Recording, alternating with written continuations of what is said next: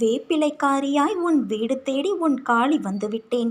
என் தங்கமே, உன் பிரச்சனைக்கு தேர்வு தருவதற்காக இன்றிலிருந்து 8வது நாள் காலை 11:05 நான் உன்னை தேடி உன் இல்லத்திற்கு வருவேன். என்னை நீ அடையாளம் கண்டு கொள் குழந்தையே. கொஞ்சம் பொறுமையாக இரு. எல்லாம் முடிந்துவிட்டது என்று நீயே உன்னை முடக்கிக் கொள்ளாதே. மனதை ஒரு நிலைப்படுத்திப்பார். உன்னை சுற்றியுள்ள வாய்ப்புகள் உனக்கே புலப்படும். எல்லா சந்தர்ப்பங்களும் தானாக அமையாது. நீதான் நம்பிக்கையோடு அதை உருவாக்க வேண்டும். வெற்றி தோல்விகளை சகஜமாக எடுத்துக்கொள். நான் இதுவரை தோல்விகளையும் இழப்புகளையும் மட்டும்தானே சந்தித்து வருகிறேன் என்று நீ புலம்புவது புரிகிறது. நீ சற்று நிதானமாக யோசித்துப்பார். இதுவரை நீ தோல்விகளையே சந்தித்தாயா அல்லது வெற்றிகளையும் பெற்றிருக்கிறோமா என்று உன்னையே நீ கேட்டுப்பார். விடைகள் உனக்கே புலப்படும். நீ அடைந்த வெற்றிகள் உனக்கே இன்னும் தெரியாத அளவிற்கு நீ முன்னுக்கு பின் முரணான எண்ணங்களில் செயல்படுகிறாய். நிதானமும் நம்பிக்கையும் மிக மிக அவசியம். அப்போதுதான் உன்னை சுற்றியுள்ள வாய்ப்புகளை உன்னால் கண்டுபிடிக்க முடியும். தோல்விகளை கண்டு துவண்டு போகாதே. இழந்ததையும் அதைவிட மேன்மையான நன்மைகள் அனைத்தையும் மீண்டும் பெற வேண்டுமென்றால் நீ உன்னுடைய லட்சியத்தை அடைய எத்தகைய தடைகள் வந்தாலும் அதை தைரியமாக எதிர்கொள். தோல்விகள்தான் வெற்றியின் படிக்கற்கள் என்பதை உணர்ந்து கொள். மனம் தளராதே குழந்தையே. உன் ஆசைகள் எண்ணங்கள் அனைத்தும் கூடிய விரைவில் நிறைவேறும். நீ வருத்தப்படுவதால் இங்கு எதுவும் மாறாது. உன் மீது நம்பிக்கை வைத்து உன் குறிக்கோளை நோக்கி நீ பயணப்படு. அதை அடைய உனக்கு நிச்சயம் நான் துணை இருப்பேன். இது என் சத்திய வாக்கு. என் வார்த்தைகள் மீது நம்பிக்கை வைத்து செயல்படு.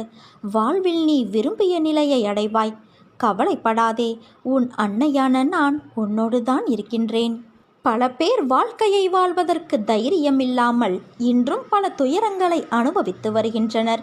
ஆனால் நீயோ அனைத்தையும் கடந்து நானே கதி என்று என்னை நம்பி என்னிடத்தில் பொறுப்புகளை ஒப்படைத்து சதா சர்வ காலமும் என்னை விடாமல் பூஜித்து கொண்டு இருக்கிறாய். உன்னை வழிநடத்தும் ஆசான் நான். உன்னை வாழ்க்கையில் வியக்கும் வண்ணம் உயர்த்துவதே என் கடமை. நான் இருக்கிறேன் என் குழந்தையே. நீ நம்பிக்கை இழந்து விடாதே. அனைத்தும் என்னையே சேரும். துன்பம் வந்த நேரத்தில் ஒரு நன்மை விரும்பி நல்ல ஆலோசனையை சொல்பவர் யாராயினும் அவர்கள் இறைவனின் வடிவங்கள். இறைவனின் சங்கல்பம் இல்லாமல் அவர்கள் அந்த நன்மை ஒன்றை சொல்ல மாட்டார்கள். இவ்விஷயத்தை அனைவரும் நன்கு நினைவில் இருத்திக் கொள்ளுங்கள். அதனால் அப்படிப்பட்டவர்கள் கூறும் இதமானவற்றை தள்ளிவிட வேண்டாம். கேட்டு கடைபிடிக்க வேண்டும். துன்பங்கள் வராமல் இருக்காது. வரும். ஆனால் வந்தபோதும் நிலைமையை மோசமாக்காது. நல்லவற்றை கூறுபவர்களின் பேச்சை ஏற்று பின்பற்ற வேண்டும். அப்போதுதான் மேன்மை உண்டாகும். பிறருக்கு எதையும் கொடுக்க முடியவில்லை என்றாலும் மனதார வாழ்த்து. நம்பிக்கையை ஏற்படுத்தி கொடு. என்னிடம் மற்றவருக்காக பிரார்த்தனை செய். கிடைக்கும் கிடைக்காத நடக்கும் நடக்காத விஷயங்களுக்கு நடுவில்தான் உன் வாழ்வின் தேடல் எதிர்நோக்கி இருக்கும். நீ ஆசைப்பட்டு விரும்பிய விஷயங்கள் கிடைத்த நடந்த எல்லாமே உனக்கு திருப்தி கொடுக்கும், மகிழ்ச்சியை தரும். உனக்கு எதிர்மறையான கிடைக்காத நடக்காத விஷயங்கள் அவைகள் உனக்கு கஷ்டத்தை கொடுக்கலாம். ஆனால் அவைகள் தரும் பாடங்களும் பகுத்தறிவு நடக்கும் விஷயங்களை முதிர்ந்த அறிவு திறனோடு ஏற்றுக்கொள்ளுதல் என எல்லா வகை முன்னேற்றத்திற்கான வழிகளையும் வகுக்கும். உன்னிடம் ஒன்று இருக்குமானால் அதை பெற நீ சிறிதாகவோ பெரிதாகவோ ஒன்றை இழந்து இருப்பாய். ஒன்றை அழுத்தி அதை புதுப்பித்துதான் இன்னொரு விஷயம் கிடைக்கும். இரண்டும் கிடைப்பதோ அல்லது ஒன்றை இழக்காமல் இன்னொரு விஷயம் கிடைப்பது சாத்தியமல்ல. ஒரு பூ பூக்கிறது என்றால் மறுநாள் அது காய்ந்து போகும். அந்த இடத்தில் வேறு ஒரு மொட்டு முளைக்காமலா போகும்? முளைக்குமல்லவா? அதே போலத்தான் உன் வாழ்க்கையிலும். இழந்தவை என ஒன்று இருந்தால் பெறுபவை என ஒரு காலமும் வரும். அதற்கு பொறுமை காத்திரு குழந்தையே. கிடைப்பது அதிசயமல்ல. ஆனால் கிடைக்காத போது உன்னை நீ எப்படி எதிர்நோக்கி சமாளிக்கிறாய் என்பதை பொறுத்தே உனக்கு கிடைக்கும் விஷயங்கள் அதிசயமாகும். உன் அன்பு என்னும் கடல் எவ்வளவு ஆழமாக இருக்கிறது என்பது என் மீது உனக்கு இருக்கும் அளவு கடந்த பக்தியை எண்ணி நான் பூரிப்படைகின்றேன். உன் வாழ்வில் உன் அன்னையின் மீது வைத்துள்ள நம்பிக்கை என்பது அளவிட முடியாததாய் இருக்கின்றது. நான் இருக்கையில் உன் வாழ்க்கையில் ஏன் இந்த வெறுமை? நீ ஏற்றிய தீபங்கள் போல உன் வாழ்க்கையில் நான் தீபம் ஏற்றப் போகிறேன். இன்னும் சற்று நாட்களில் நீ அதை உணரப்போகிறாய் குழந்தையே. வானத்தில் இருக்கும் சூரியனைப் போல, நிலாவைப் போல, நட்சத்திரங்களைப் போல மின்னி நீ ஒளி வீசப்போகிறாய் அம்மா. ஆனாலும் சில சமயம் என்னையும் மீறிய பிரச்சனைகள் வரும்போது என் மனம் என்னையும் அறியாமல் சஞ்சலத்திற்கு உள்ளாகி கவலைப்பட வைக்கிறது என்கிறாய். இந்த மானிட பிறவிகள் தங்களை சுதந்திரமானவர்கள் என நினைத்து கொண்டு சுகத்திற்காக இரவு பகலாக உழைக்கிறார்கள். ஆனால் அவர்கள் கஷ்டம் என்ற ஒன்றை மட்டுமே அறுவடை செய்கிறார்கள். இதுதான் விதி. இந்த விதியானது நல்லதாக திரும்பி நல்ல நேரம் வருவதற்கு முன்பு ஒரு கஷ்டம் உன்னை இப்படி ஆக்கிவிட்டு செல்வது தவிர்க்க முடியாத ஒன்று. எதிரிகளிடம் சிக்கிக்கொண்டு அனைத்தையும் இழப்பது, வம்பு வழக்கு என்று அலைவது, நீடித்த புகழ் நிலை மாறி அனைவரும் புறக்கணிக்கும் வகையில் அவமானம் உண்டாவது போன்ற நிலைகள் தோன்றுவது. இதனால்தான் கடவுள் தன் பக்தனுக்கு இத்தகைய நிலைகள் வரக்கூடாது என்பதற்காக அவனுக்கு நோயாக, கடனாக, சிறிய விபத்தாக, ஏமாற்றமாக மாற்றியமைக்கிறார். விதியின் பிடி உன்னை இருக்காமல் நான் பார்த்து கொள்கிறேன். அவசியம் என்றால் விதியையே மாற்றுவேன். அது என் பக்தனின் நிலை, பக்தி, அவனது சேவை என்பதை பொறுத்து அமையும். அற்புதங்களுக்காக நீ அலையாதே. நான் அடிக்கடி வலியுறுத்துகிற விஷயம் இதுதான்.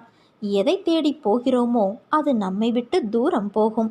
எதை நாம் எதிர்பாராமல் இருக்கிறோமோ அது நம்மிடம் வந்து சேரும். அற்புதங்களும் இப்படித்தான்.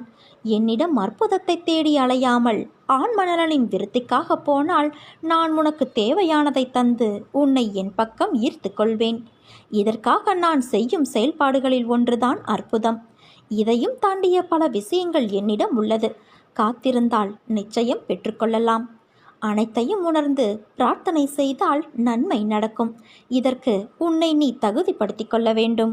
எந்த சூழ்நிலையிலும் நம்பிக்கை இழக்காதே. நீ நினைத்த காரியம் விரைவில் பூர்த்தியாக போகிறது. நீ படும் வேதனையிலிருந்து உன்னை நான் விடுவிக்கப் போகிறேன் குழந்தையே. இந்த உலகத்தில் யாரும் நிரந்தரமில்லை. பிறப்பும் இறப்பும் ஜனனமாகும் போதே உறுதியாகின்றது.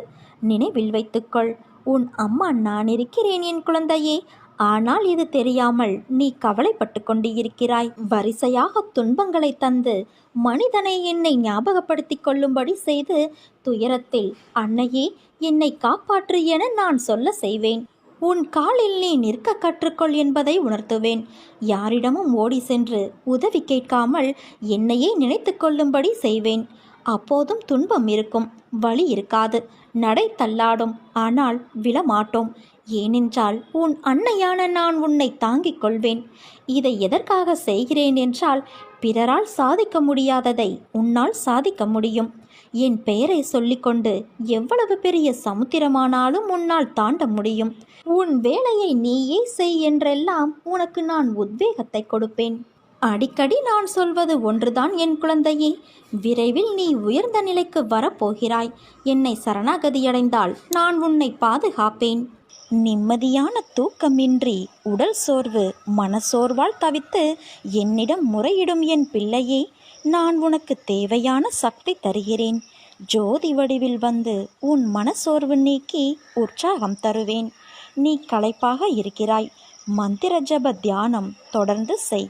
நான் உன்னை விட்டுவிடவில்லை என்பதை நீ அடிக்கடி உணரத்தான் செய்கின்றாய். வாழ்வின் ஒவ்வொரு நொடியும் நடக்கும் மாற்றம் கண்டு நீ அச்சப்படாதே. நான் உனக்கு நன்மையையே செய்வேன். என்னை மட்டுமே நீ வணங்குகிறாய். அப்படியிருந்தும் இந்த கஷ்டங்கள் தொடர்வது ஏன்? இதை நிவர்த்தி செய்வது எப்படி? இந்த கஷ்டங்கள் வருவதற்கு காரணம் என்னுடைய அனுக்கிரகம்தான். தனது மகன் நன்றாக இருக்க வேண்டும் என்பதற்காக தந்தையார் கண்டிப்பதைப் போல, தனது மாணவன் கல்வியில் தேர்ச்சியடைய வேண்டும் என்பதற்காக கடுமையான தேர்வுகளை வைக்கும் ஆசிரியரைப் போல, தனது உண்மையான பக்தனை எப்பொழுதும் இறைவன் சோதனைக்கு உள்ளாக்குவான். ஒரு முறைதான் சோதனை வந்துவிட்டதே, மீண்டும் ஏன் சோதனை என எண்ண தோன்றும்?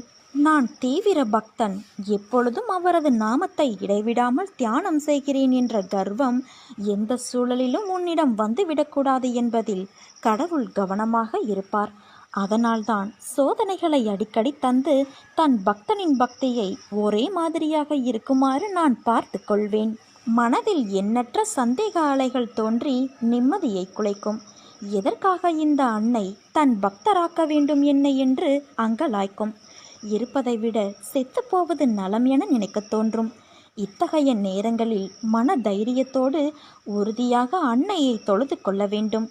என் நாமத்தை இடைவிடாமல் ஜபித்து சங்கடத்தை தைரியமாக எதிர்கொள்ள வேண்டும். இப்படித்தான் நீ இத்தனை ஆண்டுகளையும் நகர்த்தி வந்து இருப்பாய். அதை தொடர்ந்து செய். அச்சம் உயிரை குடிக்கும். அஞ்சாமை உயிர் பிழைக்க உபாயத்தை தேடும். இதனால் நாம் ஜெயித்து விடுவோம். நான் நானாக இருக்கப் போகிறேன் என்று உன் மனதை சோதனையை எதிர்கொள்ள தயாராக மாற்று. இதுதான் முதல் படி. என் கடவுளான அன்னை யாரைப் போலவும் நடித்தவரல்ல.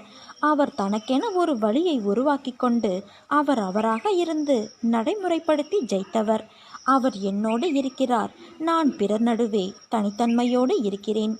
நான் இதுவரை பெற்றது தோல்வியல்ல, அனுபவம் என்று நீ நினைத்துக்கொள். நான் இதுவரை அனுபவித்தது கஷ்டமல்ல, சோதனை. இதில் நான் ஜெயிப்பேன். நான் தோற்க பிறந்தவன் அல்ல, ஜெயிக்க பிறந்தவன் என்று கூறு. இவ்வாறு நீ கூறும்போது உன் மனதில் ஒரு தன்னம்பிக்கை, தைரியமாகியவை உன் மனதிற்குள் தோன்றுவதை நீ உணர்ந்து கொள்வாய். உன்னுடைய ஆன்ம சக்தி உயர்ந்து வருவதை உன்னால் பார்க்க முடியும். நான் தோற்று களைத்து போக சாதாரண உடம்பல்ல, தோல்வியோ அழிவோ அறியாத ஆன்மா என்று உன் மனம் உனக்குச் சொல்லும்.